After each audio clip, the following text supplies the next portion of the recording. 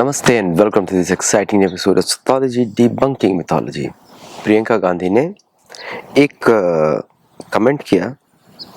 उन्होंने बोला कि गोमूत्र पीने वाले प्रोफेसर कामाकोटी, वी कामाकोटी, जिन्होंने शक्ति माइक्रो प्रोसेसर बनाया, प्रोजेक्ट पे लीड किया और 150 प्लस रिसर्च पब्लिकेशंस पब्लिश करी।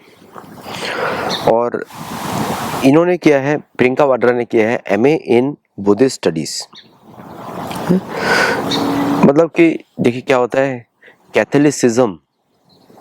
अब इनके बच्चे भी है, पिता उसका क्रिश्चियन है, मुरादाबाद से है, क्रिश्चियन है, उसका पति का फैमिली क्रिश्चियन है।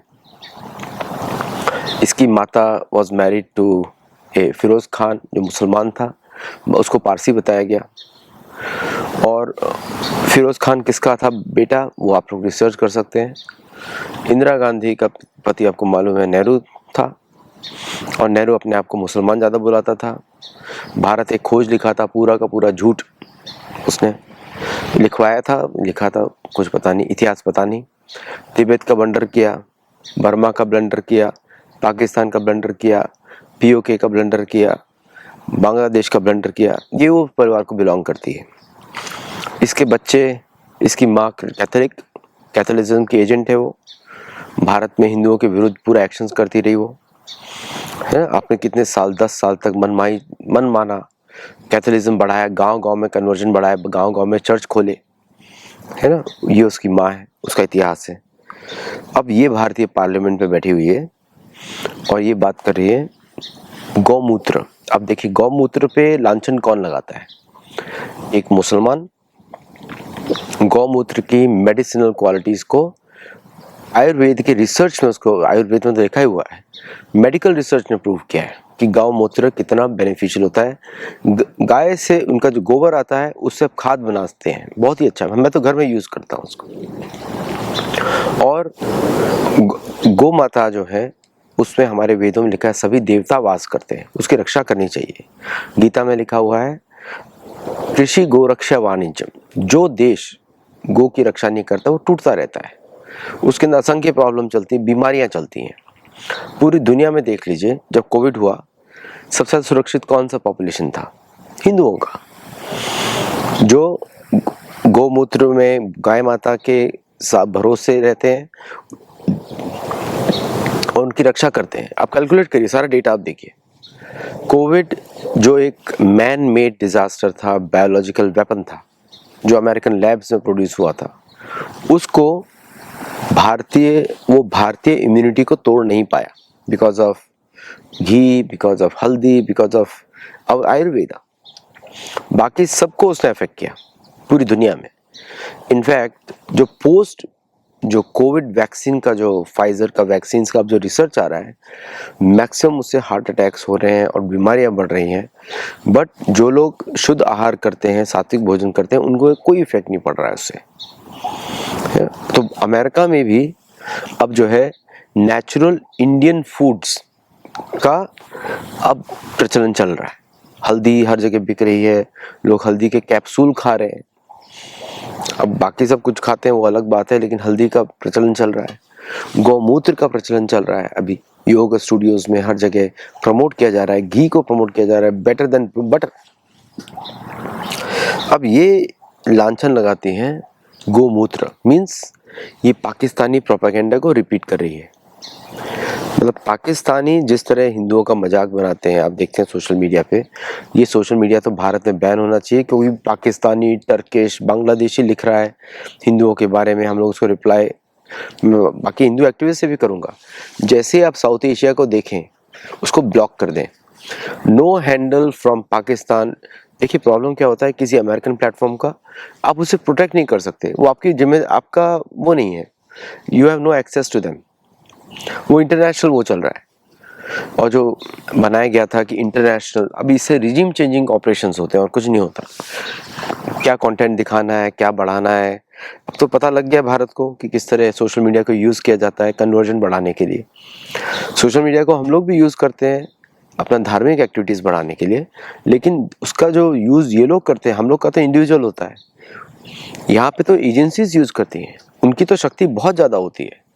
They have lot of resources, हमारे आपके पास वो रिसोर्सेज नहीं है, लेकिन फिर भी भगवान के भरोसे हम लोग जो भी लिखते हैं, जो भी हिंदू एक्टिविस्ट लिखते हैं, बड़ा अच्छा काम कर रहे हैं, रिसर्च बेस्ड वर्क।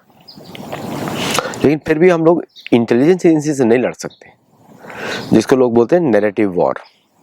उससे साधारण नहीं लड़ सकता, साधारण व्यक्ति नहीं लड़ सकता, हमारे पास रिसोर्सेज नहीं है। कहाँ पे कोई एक इंडिविजुअल कैसे फाइट करेगा, चाइनीज़ होगा, इंडियन होगा, हम लोग कैसे फाइट करेंगे चाइनीज़ इंटेलिजेंस से, अमेरिकन इंटेलिजेंस से, ब्रिटिश से, जर्मन इंटेलिजेंस से? वो तो इंटेलिजेंस का काम है, उसको कैसे यूज़ करना है, कैसे नहीं यूज़ करना है, और जहाँ पे नहीं कर सकते उसको बंद करिए, कोई ज़रूरत नहीं है उसको चलाने की। तो ये एक उनके शब्दों से पता लग जाता है कि उसके आसपास कौन सा व्यक्ति बैठा है और क्या उनके दिमाग में चल रहा है ना। गौमूत्र पीने वाले कामकोटी, अब आपको मालूम ही है कि कांग्रेस पार्टी ने किस तरह जो इसरो के चीफ्स हैं इन सबको किस तरह उसने बंदी बनाया था, जेल में डलवा दिया था, okay, for not sharing India's information. और क्या क्या नहीं किया होगा पाकिस्तान कांग्रेस गवर्नमेंट ने, क्या चीज़ नहीं चोरी की होगी। और ये सब लोग एसपीजी के प्रोटेक्शन में बैठते हैं, मेंबर ऑफ पार्लियामेंट बन जाते हैं, और इनके ऊपर कोई एक्शन नहीं होता। ये जो बड़े क्रिमिनल्स हैं, राइट्स करवाते हैं पॉलिटिकल लीडर्स, उन पे कोई एक्शन नहीं होता। उन पे जनता को सवाल पूछना चाहिए, जनजी को ये पूछना चाहिए कि भाई ये लोग कैसे बैठे, राहुल गांधी कैसे बैठा हुआ है अंदर वहाँ पे, प्रियंका वाड्रा कैसे बैठी हुई है, ये लोग क्यों ऐसे इलेक्शन जीत जाते हैं, कैसे इलेक्शन जीत जाते हैं, हु इज फंडिंग देम, ये क्वेश्चन पूछना चाहिए जनजी को। जनजी को पूछना चाहिए कि ये लोग क्यों, जैसे कैथोलिसिज्म, भारत तो हिंदू प्रधान देश है, तो कैसे चर्च की गवर्नमेंट बन गई विजय जोसेफ की, और इस्लामिज्म के जो यूथ है किस तरह वो एक्ट कर रहे हैं, इस्लामिज्म में इतना टेररिज्म क्यों है, why are they not thrown out of India, ये पूछना चाहिए एजेंसी को। ये क्वेश्चंस रेलेवेंट होंगे सरकार के लिए, क्योंकि सरकार तो कुछ करेगी नहीं जब तक आप उसको पूछेंगे नहीं। तो सरकार उसी को सुनती है जो बोलते हैं ना, इंग्लिश कहावत होती है, the duck which quacks the loudest gets the cracker. तो सरकार उसी को पूछती है जो ज़्यादा शोर मचाता है, और जो ओबीडियंट होगा उसको सरकार नहीं पूछेगी, बोलेगी हमारे साथ है, क्योंकि इलेक्टोरल पॉलिटिक्स है, सबके लिए इलेक्टोरल पॉलिटिक्स है। उनको अगला इलेक्शन जीतना है, और इलेक्शन जीतने के लिए उनको मुद्दे चाहिए। तो आप भी हिंदू यूथ क्यों नहीं मुद्दे देता, हिंदू जनजी, जब मेजोरिटी जनजी तो हिंदू है, क्यों नहीं मुद्दे देता इन लोगों को, क्यों मुसलमानों के साथ आप प्रोटेस्ट करते हैं, उनके साथ में, उनका ध्येय अलग है, उनका काम है गुंडागर्दी करना, मारना, पीटना, ये सब करना काम है। आपने देखा कितने क्रिमिनल्स की लिस्ट आ गई है, सारे के सारे मदरसे से निकले थे। और क्यों मोदी, मतलब इतने शब्द अशब्द यूज़ करना जिसको मैं रिपीट नहीं कर सकता, दिखा नहीं सकता अपने चैनल पे, कि किस तरह कितने क्या शब्द यूज़ कर रहे हैं, क्या मानसिकता है कि जो बड़े बड़े गालीबाज है वो भी, उनको भी शर्म आ जाएगी। तो अब तो प्रियंका गांधी की पोल तो खुल गई है, साथ में मोइत्रा है ना, मोइत्रा। अब आप देखिए किस तरह का बिहेवियर है इनका, इलेक्टेड रिप्रेजेंटेटिव कैसे बिहेव करते हैं पार्लियामेंट के अंदर, वो किसी को कुछ करने नहीं देते। तो जनजी को ये पूछना चाहिए कि अपोजिशन का यूज क्या है अगर कुछ करने नहीं देगा।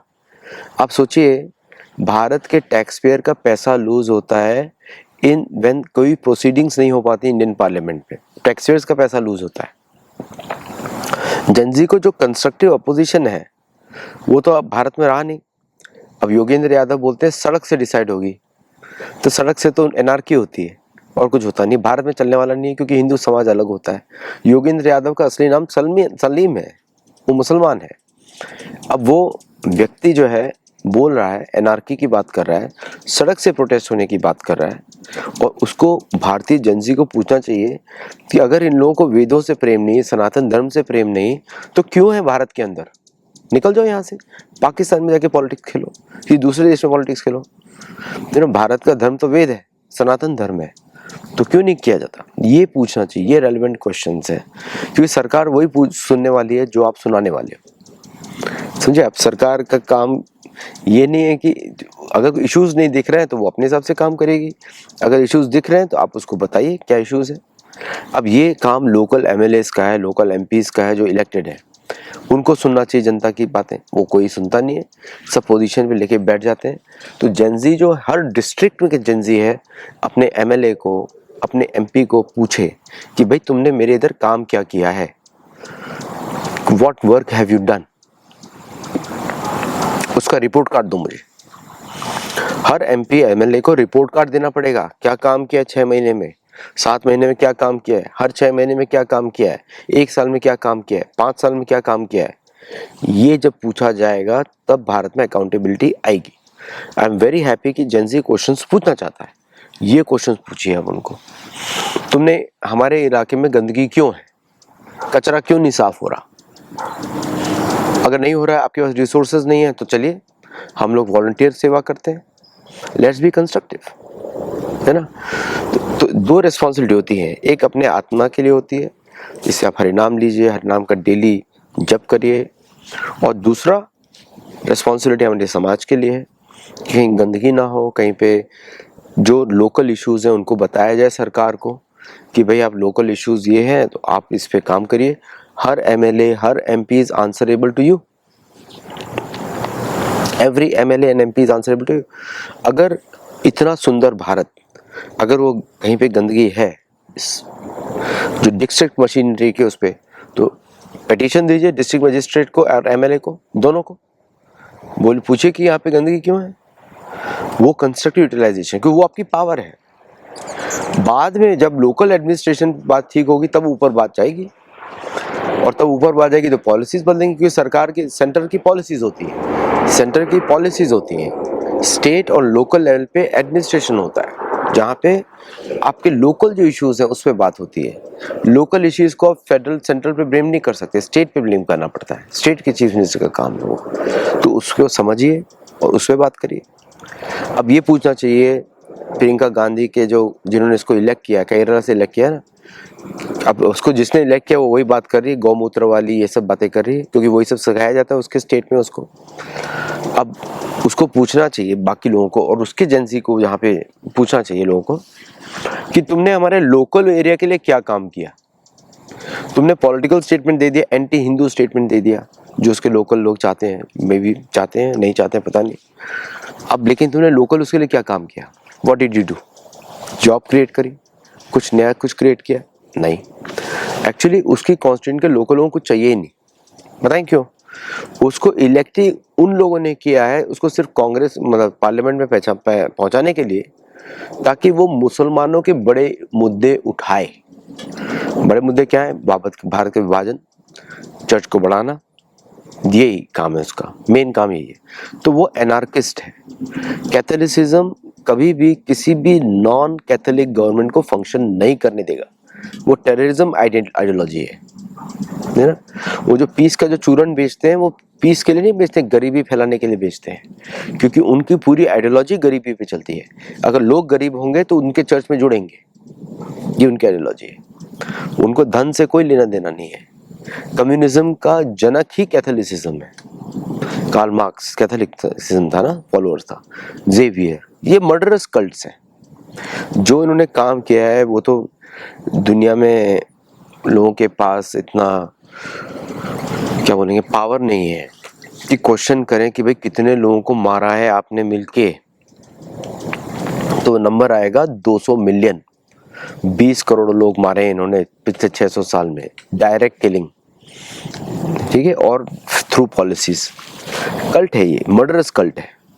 इस्लामिज्म, कैथोलिसिज्म, क्रिश्चियनिज्म, ये सब मर्डरस कल्ट्स हैं।